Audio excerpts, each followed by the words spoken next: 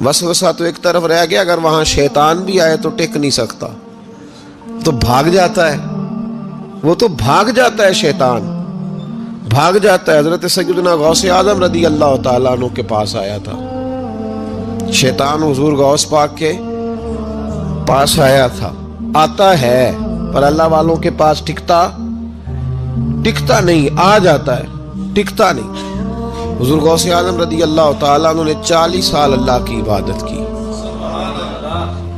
40 سال۔ یہاں بھی لوگ بڑے پریشان ہو جاتے ہیں، کیسے جی کیسے کر لی؟ تو میں نے کہا قرآن پڑھو، والذین یبیتون لربہم سجدا وقیاما، وہ راتیں گزار دیتے ہیں اپنے رب کے لیے سجدہ کرتے اور قیام کرتے۔ تو یہ قرآن کی نص نے جب بیان کر دیا، تجھے کیسے شک ہو گیا؟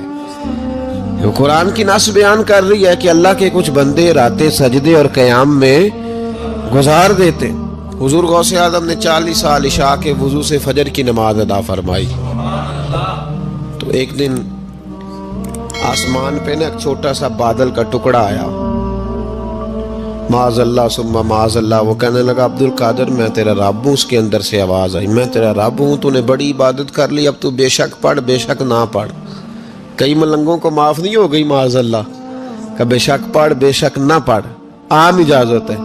تو حضور غوث اعظم رضی اللہ تعالیٰ عنہ فرمانے لگے اعوذ باللہ من الشیطان الرجیم۔ جب آپ نے یہ پڑھا تو وہ سامنے آ کے کھڑا ہو گیا، کہنے لگا عبد القادر آپ کو کیسے پتہ چلا کہ میں شیطان ہوں؟ تو آپ فرمانے لگے پاگل، مجھے کیسے پتہ نہ چلتا؟ جس رب نے اپنے پیارے حبیب علیہ السلام کو نماز معاف نہیں کی، اس نے عبد القادر کو کیسے معاف کر دی؟ جب حضور کے لیے یہ حکم نہیں آیا کہ محبوب چاہے پڑھو چاہے نہ پڑھو، وہاں تو حکم آیا کہ محبوب تہجد بھی پڑھو، وَمِنَ اللَّيْلِ فَتَہجد بِهِ نَافِلَةً لَكَ، نفع دے گی آپ کو، تہجد بھی پڑھے۔ تو ان کے لیے جب یہ حکم نہیں تو میرے لیے کیسے آ گیا؟ اب شیطان تھا نا، تو اس نے پھر ایک اور چال چلی، یہ باز نہیں آتا، ہم باز آ جاتے ہیں کئی دفعہ، اس کے پیچھے پیچھے چلنے لگ جاتے ہیں، لڑ کے تھک جاتے ہیں، وہ نہیں تھکتا، وہ نئی سے نئی چال، نئی سے نئی چال، اس کا نیا سے نیا روپ، من الجنت والناس، جنوں میں سے بھی اور اس کے نئے سے نئے روپ ہوتے ہیں۔ اس نے ایک نیا روپ دھار لیا، کہنے لگا عبد القادر 300 ولی میں نے اسی طرح گمراہ کیے، آپ چونکہ عالم تھے تو آپ کے علم نے آپ کو بچا لیا۔ تو غوث اعظم فرمانے لگے نئے روپ سے آئے ہو؟ کہنے لگا 300 میں نے گمراہ کیے، یہ تو آپ عالم تھے تو بچ گئے، آپ جانتے تھے تو بچ گئے، میں نے 300 گمراہ کیے۔ تو حضور غوث اعظم فرمانے لگے پھر گمراہ کرنے لگے ہو نیا روپ دھار کے؟ مجھے میرے علم نے نہیں بچایا، مجھے اللہ کے فضل نے بچایا ہے۔ کئی عالم بھی تو گمراہ ہو جاتے ہیں نا، مجھے میرے علم نے نہیں بچایا، مجھے میرے اللہ کے فضل نے بچایا ہے۔ میرے بھائی، میرے عزیز طریقت کے مسافروں، یاد رکھو، سمجھ لو اس بات کو کہ وسوسہ آتا ہے۔ وسوسہ، دو قسم کے مہمان آتے ہیں، دو قسم کے مہمان۔ ایک مہمان وہ آتا ہے جو آتا ہے تو بندہ توجہ نہیں کرتا، وہ خود کہتا ہے اس نے نہیں میری طرف توجہ کی، وہ مہمان چلا جاتا ہے، پتہ نا آپ کو۔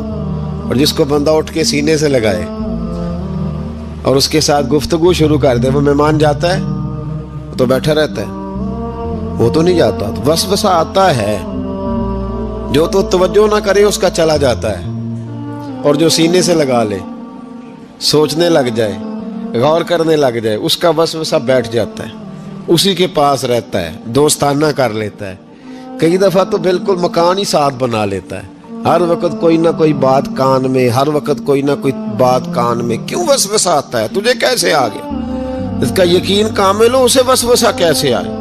جس کی توجہ سیدھی ہو اسے وسوسہ نہ چھڑ یار دا بوہا، نہیں تے ہو جاویں گا روگی، جیڑی بکری اجڑوں وچھڑی او بگیاڑا جوگی۔ یہ تو بھئی تو اگر اندر رہتا، صحبت کے اندر رہتا، چھتری کے نیچے رہتا، تو پھر وسوسہ تجھے کیسے وسوسہ کس طرح تیرے پاس آیا؟ وسوسہ اس کے پاس آتا ہے جو وسوسے کی جانب توجہ کرتا ہے۔ بہت زیادہ لوگوں کو بدگمانی ہونے لگی ہے، بہت زیادہ وسوسے آنے لگے ہیں، بہت زیادہ خیال ہونے لگا ہے، بہت زیادہ توجہ ہونے لگی ہے، بڑی لوگوں کا معیار اس طرف جائیں. ہر چوتھا آدمی آ کے کہتا ہے برے خیالات آتے ہیں. کیوں بھائی برے خیالات آتے ہیں؟ کیسے آ گئے؟ ہمارا تو دل ہی ایک ہے اور دل میں یار بھی ایک ہے. دوسرے کے لیے جگہ ہی کوئی نہیں تو وسوسہ کیسے آئے گا؟ ہم تو اس کے دیدار سے ہی آج تک فارغ نہیں ہوئے تو غیر کی طرف دیکھ کیسے لیا؟ یہ کیسے ہو گیا؟ ممکن کیسے ہوا؟ اپنے آپ کو سمیٹیں، ان وسوسوں سے اپنے آپ کو بچائیں، ان پر قطعی طور پر کوئی توجہ نہ دیں. اور اگر کبھی آ بھی جائے تو میں نے کہا کہ اس کو سینے سے لگانے کی ضرورت، اس کو جھٹک دیں، بات ختم ہو گئی. آ جاتا ہے وسوسہ، بڑوں کو آ جاتا ہے. وسوسے آیا کرتے ہیں، آیا ضرور کرتے ہیں، لیکن جو لوگ قابل ہوتے ہیں، جن کا ایمان مضبوط ہوتا ہے، جن کا تیقن مضبوط ہوتا ہے، ان لوگوں کے پاس وسوسے ہمیشہ رہتے نہیں. ایک اہم بات اصلاح کی جو سمجھنی بڑی ضروری ہے، آپ کے لیے بڑی ضروری ہے. آپ نے یہ غور کرنا ہے کہ وسوسہ آتا کہاں سے ہے. کوئی نہیں سمجھ آئی آپ کو میری بات کی؟ نہیں آئی ہوتی تو آپ بڑی دور پہنچ چکے ہوتے. سردی بڑی زیادہ تھی کمرے میں، تو کہیں سے ہوا آ رہی تھی ٹھنڈی، تو اب ٹھنڈ بڑی لگ رہی تھی تو بندے نے فوراً اٹھ کے بھلا کیا کرنا ہوتا ہے؟ نہیں وہ پتہ نہیں کتوں آ رہی، باری دی تو ابھی گل ہی ہے نا جی.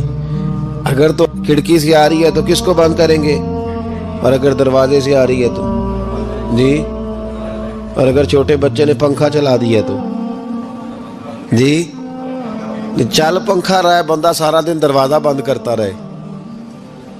سمجھنا ہے آپ نے بات کو. آپ نے اس دروازے کو بند کرنا ہے جہاں سے وسوسہ. حضور غوث پاک کو اللہ نے بڑا اعزاز دیا، بڑی کرامات دی. آپ فرمایا کرتے تھے میں نے 40 سال اپنے رب کو راضی کیا ہے مصلی پہ بیٹھ کے. تو میرے مالک نے پھر پوچھا ہے کہ عبد القادر کچھ مانگ لے، کوئی بات کر لے. تو سیدنا غوث اعظم رضی اللہ تعالیٰ عنہ فرماتے ہیں کہ میں نے پھر اپنے رب کریم کی بارگاہ میں عرض کیا، مالک جو قیامت تک مجھ سے محبت کرے فضل کرنا، اسے بغیر توبہ کے موت نہ دینا. تو میرے رب نے میری اس دعا کو شرف قبولیت عطا فرمایا کہ جو مجھ سے پیار کرے گا، میرا نام لے گا، وہ بغیر توبہ کے نہیں مرے گا. جنات بھی آپ کی بارگاہ میں حاضر ہوتے. آپ کو شیخ بحر و بر کہا جاتا ہے. جب آپ نے منبر پر بیٹھ کر یہ اعلان فرمایا نا کہ میرا یہ قدم ہر ولی کی گردن پر ہے، تو خراسان کے جنگلوں میں معین الملت والدین عطائے رسول ہند الولی خواجہ معین الدین اجمیری موجود تھے. تو وہاں اعلان کرنے لگے، کہنے لگے غوث پاک صرف گردن پہ کیوں، آپ میری آنکھوں پہ بھی قدم رکھیں، میرے سر پہ بھی قدم رکھیں. اللہ نے ان اولیاء کو بڑا اعزاز دیا، انہیں اللہ نے بڑی شان دی. اپنی نسبت اللہ کے بندوں سے مضبوط رکھیں. ضروری نہیں کہ آپ کسی جگہ مرید ہی ہوں گے تو آپ کی نسبت مضبوط ہوگی. آپ خواجہ معین الدین سے پیار کریں، آپ حضرت بہاؤالحق نقشبند بخاری سے پیار کریں، داتا علی اجویری سے پیار کریں، آپ غوث پاک جیلانی سے، آپ اللہ کے نیک بندوں سے محبت کریں، ان کا تذکرہ سنیں. اب تو پوری مہم چلی ہوئی ہے اللہ کے بندوں کے خلاف. لوگوں نے ایسا وار چلایا کہ بس جی کچھ بھی نہیں جی، آپ چھوڑیں، آپ ڈائریکٹ کتاب و سنت کو پڑھیں، کوئی بھی نہیں جی، کوئی ولی نہیں. تو پھر وہ جو اتنی آیتیں ہیں، وہ حدیثیں ہیں، وہ سارا کچھ، اس کا مطلب ہے امت میں ولی ہوتے ہی نہیں. تو الا ان اولیاء اللہ لا خوف علیہم ولا هم يحزنون کا کیا معنی ہے؟ اس کا کیا مطلب؟ آپ نے تو ملیاں میٹ کر دیا سارا. پوری مہم چلی اللہ کے بندوں سے پیار کریں. اور میرے نبی پاک صلی اللہ علیہ وسلم نے فرمایا جو جس سے پیار کرے گا قیامت کے دن اسی کے ساتھ اٹھایا جائے گا. اور حضرت ابو ذر غفاری نے عرض کیا تھا یا رسول اللہ اگر وہ ان جیسے عمل نہ بھی کرے تو فرمایا اللہ بڑا کریم ہے، ایمان کی سلامتی سے جائے اللہ ان کے ساتھ ہی کھڑا فرما دے گا. سیدنا غوث اعظم کی کرامات اتنی متواتر کے ساتھ ہیں کہ ملا علی قاری فرماتے اتنی تو کرامتیں سنی نہیں جتنی غوث پاک کو اللہ نے عطا فرمائی. رب کریم نے انہیں درجہ دیا، وقار دیا، ان کی دعاؤں کو قبولیت دی، اللہ نے انہیں اعزاز کے ساتھ نوازا، اللہ نے ان پر فضل فرمایا.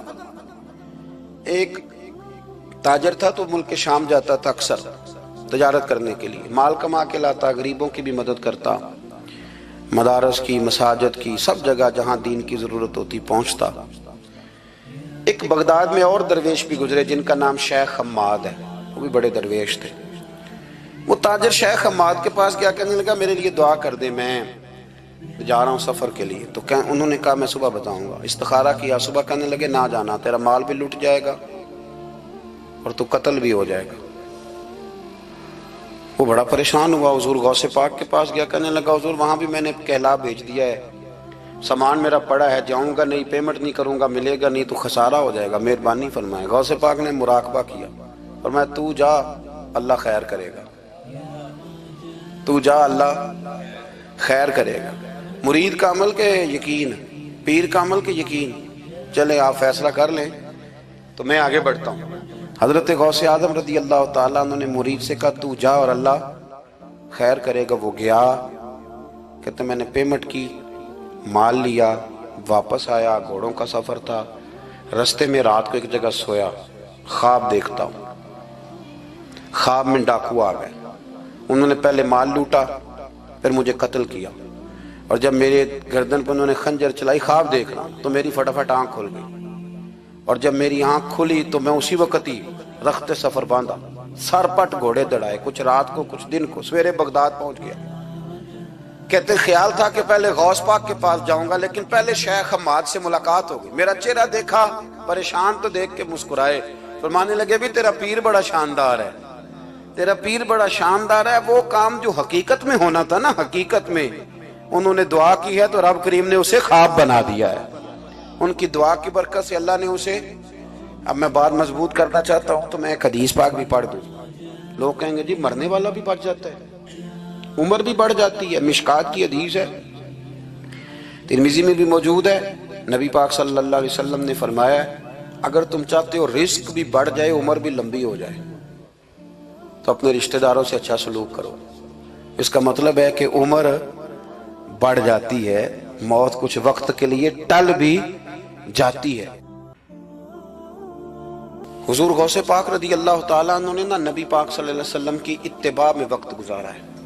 کچھ بندے اللہ کے بڑے خاص ہوتے ہیں. حضور غوث پاک رضی اللہ تعالیٰ عنہ کو اللہ نے اعزاز عطا فرمایا, شان عطا فرمائی کہ غوث اعظم درمیان اولیاء, جو محمد درمیان انبیاء. اس طرح نبیوں میں رسول کریم کا مقام ہے نا, اس طرح ولیوں میں غوث پاک جیلانی کا مقام ہے.